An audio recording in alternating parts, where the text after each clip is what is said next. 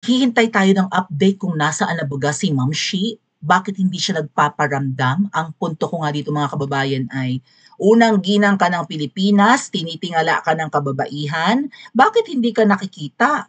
Bakit hindi ka nagpaparamdam? Bakit hindi ka napapanood sa mga videos? Bakit hindi ka nagpapa-interview? Bakit ang ilap mo? Bakit? Diyosa ka ba? Huwag ka ba ng ganda? Mala Christine Hermosa ba ang beauty mo? Mala Thalia ka ba? Ba't ang ilap mo? Ba't ang attitude mo? Right? Ang asawa mo, ibinoto ng mga Pilipino, maanong magpakumbaba ka kung masyado ka mapagbataas. Although wala kang posisyon sa gobyerno, parang ikaw nga ang busy eh. Parang ikaw ang presidente ng Pilipinas. Kasi yung asawa mo, lampa naman eh. Hindi naman alam ang ginagawa. Magpapapicture lang, magtuturo-turo kung saan magpupunta para kunwari may ginagawa at may ini-inspection or ini-inspect. Tama? So, nasaan kaya itong si Ma'am Shi? Nagtatago na rin ba ito? Tumakas na rin ba ito? Wala tayong update, no? Tingnan ko nga yung Facebook niya, ha? Kakalkalin ko lang mga tatkuy. Tingnan natin, baka naman may mga in-upload na. Baka binlock ako, ha? Huwag mo akong iba-block. Huh? Ha? Ay, okay. Ang hirap hanapin ng Facebook. Why? 1 million followers. Pero hindi ka pa rin sikat. Okay? Baka mga followers mo, mga ano ba yun? Mga taga Bangladesh. Mga taga sa amang lupalop. Anyway, silipin natin, baka sakaling meron siyang update. Grabe ang pagpapakinis sa liig. Makinis dalaga ang dating nun. Dalaga, makinis, ating. Walang kulubot ang liig, pati mukha. May video naman. Slay Day. Anong Slay Day? Mahilig ka talagang mang-slay. May pa-love for all. Meron siyang mobile, recorded. Hindi ako naniniwala. I-angry icon ko nga itong poke ng inang ito. Angry, poke, budol-budol. Noong August 30 naman, may inatenan naman siya. Parang wala ka na, late upload ito, mga tatkuya. Late upload. Anyway, nag-aantay tayo ng update mga tatkuya kung ano na nga ba, nagtatago ba or ano na yung update sa kaso na sangkot siya sa pagkamatay sa Beverly Hills. Si Dean Chase po ay isa sa mga Pilipino na I think may connection or unang nakaalam aside from Miss Maharlika kung ano yung nangyari sa Beverly Hills Hilton Hotel. Alright? Malapit sa kanyang tinitirhan at nalaman niya kaagad na may namatay na Pinoy ron. At yung Pinoy na yun ay kasama ni Ma'am Shi na hindi naman part ng entourage kasi asawa lang naman yun ng appointee nila, no? Pero namatay doon at umamin naman yung asawa nung namatay na gumamit sila ng pulveron at saka nag-Maria Juana, may mga alak pa di nung nakita sa kwarto. So, teka muna. Yung asawa nung namatay ay may posisyon sa gobyerno, inappoint nila at pamangkin nga yun ni Gloria, right? Umamin na adik, mukhang hindi pa tinatanggal. Ating nakakahiya yun. Paano ka makakapagtrabaho ng maayos kung lulong ka sa mga ipinagbabawal na droga? Kung may ganyang kang bisyo. Unless you tell us who your friends are and we will tell you our friends. Tama? Si Dean Chase po ay na-suspend, I think, noong mga nakaraang linggo. Pero nakabalik naman kaagad. Alright. Kasi doon tayo, meron siyang hawak na papers eh. I think police report. In-upload rin naman niya yon. Kaya lang sobrang liit, sinadya siguro niya na mababa yung quality ng photo para hindi natin mabasa. But it proves na meron siyang hawak na police report, okay?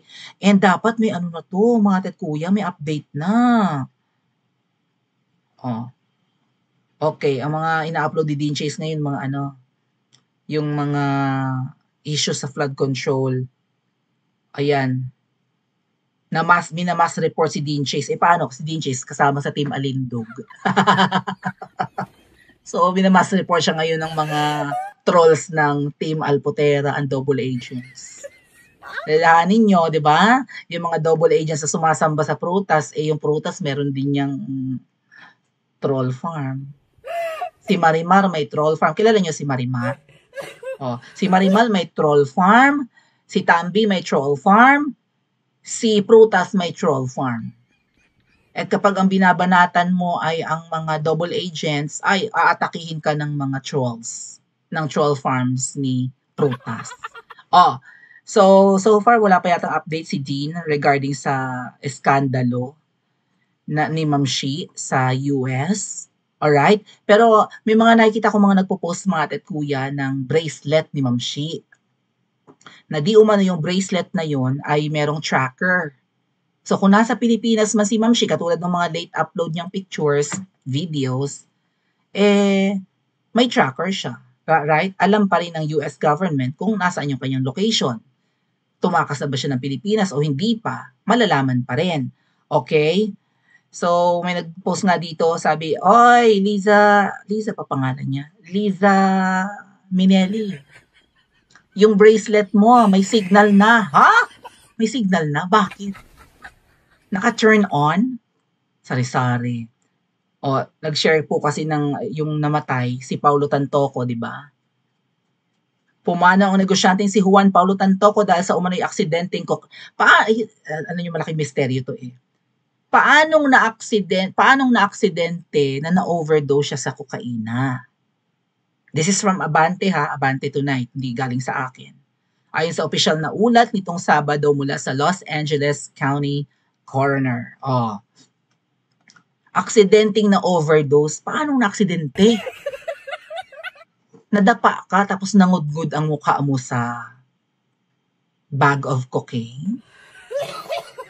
Nung suminghot ka, may maliit kang spoon pero ang nasinghot mo kasama yung spoon? Or instead of malabo ang mata mo, imbis na kapiranggot, yung parang maliit na kutsarang pang scoop mo ng kokaina, ang nagamit mo, sandok? Ano ba? Hinahanap ko yung photo ni Ma'am Shi na meron siyang kakaibang bracelet. Na parang before, hindi niya suot yung bracelet na yon, but recently, suot-suot niya lagi. Hindi ko na mahanap.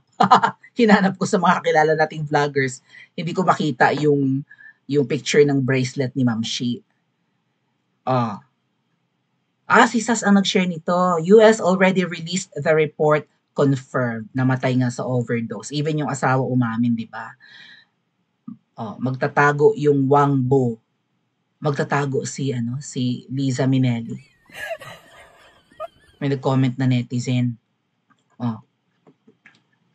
So ano kaya ang totoo, no? Kasi kung ako tatanungin yung mga kababayan, hindi naman ako naniniwala na meron siyang, ano tawag sa ganon? Yung tracker nga. Kasi nilalagay yan sa paa, di ba? Ano nga ulit yun? Teka nga, hanapin ko. Foot, teka lang. Nasa dulo na naman ang dila ko, tapos di ko naman masabi. Ankle monitor. Okay, ankle monitor. Kung ikaw ay parang ganito ang ginagawa yata sa US na kung puno na yung kanilang kulungan, okay, pwede ka namang parusahan pa rin, pero hindi ka ikukulong, makakalabas ka, pero meron kang ankle monitor. Maybe may kailangan kang gawing community service para mabawasan yung parusa sa'yo. So, imbes na maging congested ang kulungan, di ba, okay, makakalaya ka, baka hindi naman ganun kabigat yung krimen na ginawa mo, so lalagyan ka na lang ng ankle monitor. So, may mga nagpo-post, one of them is Maricar Serrano, and I think nag-share din si 167 ng patungkol sa bracelet ni Ma'am Shi. Instead of having ankle monitor nga po, o yung nilalagay sa paa, hindi mo yung pwedeng tanggalin, tutunog yun eh. Ichina-charge pa yun, di ba mga kababayan? I-charge mo yun pag nalulowbat. So, alam pa rin ng halimbawa, US government kung nasaan ka. Oh. So, ano yung kay Ma'am Shi? Wala naman siyang ankle monitor. Totoo kaya na meron siyang bracelet? And ilang buwan na? March 8 yun eh. April 8. Kasabay, magkasunod yun eh. So, kung 5 buwan or 6 na buwan na si Tatay Digong or magkakalahating taon na sa September 11, March 11 kasi kinidnap si PRRD. So, magsi 6 months na si Tatay Digong. Magkasunod yun eh. Parang ang sinadya, di ba? Na para huwag umingay yung pagkamatay ng Pinoy na kasama ni Ma'am Shi sa US, pinadakip si PRRD. Kaya yun ang naging maingay na balita. So, March 8 naman namatay yung Paulo Tantoco, April 8, May 8, June 8, July 8, August 8, sa paparating na September 8, 6 months ng tigok or iniimbestigahan yung namatay na Pinoy. So, hindi kaya nahilot na nila? Wala nang update eh. 'Di ba yung parang investigasyon kung yung katawan nung namatay ay may mga may yung autopsy report something no? Ay may mga may mga droga at kung ano pa man. 'Di ba ano lang 'yon? 3 months lang, 90 days lang. Yung parang paghihintay, dapat nga earlier pa. Pero lumagpas na o magsi 6 months na wala tayong balita. At mukhang walang mananagot. Again mga kababayan ha, reminder. Ang ikinamatay ng Paulo Tantoco ay droga. Namatay siya dahil isinama siya ni babaeng ahas. Well, kasama sa entourage niya yung asawa. Opisyalis ng kamangyang yung asawa, ang babae, na pamangkin nga ni Gloria. So, ba't siya binitbit din?